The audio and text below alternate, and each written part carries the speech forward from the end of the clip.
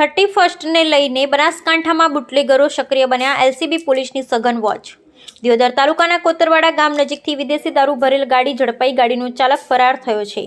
Banaskantha LCB પોલીસે 3,85,770 લાખનો દારૂ સહિત કુલ 11,85,770નો મુદ્દામાલ ઝડપી કાયદેસરનો ગુનો નોંધી વધુ તપાસ હાથ ધરી છે।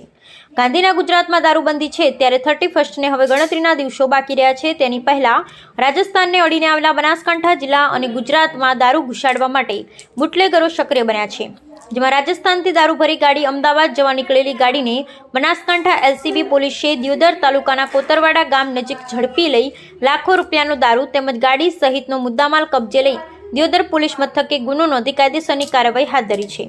બનાસકાંઠા એલસીબી ટીમનો સ્ટાફ દિયોદર પોલીસ સ્ટેશન હદ વિસ્તારના કોતરવાડા નજીક પેટ્રોલિંગમાં હતો તેવા સમયે એલસીબી પોલીસને ખાનગી રાહે બાતમી મળી હતી કે થરાદ તરફથી એક સફેદ કલરની ટોયોટા કંપનીની અર્બન ક્રુઝર ગાડી નંબર GJ18BR8119માં ભારતીય બનાવટના વિદેશી દારૂ ભરી અમદાવાદ તરફ ગાડી જનાર છે।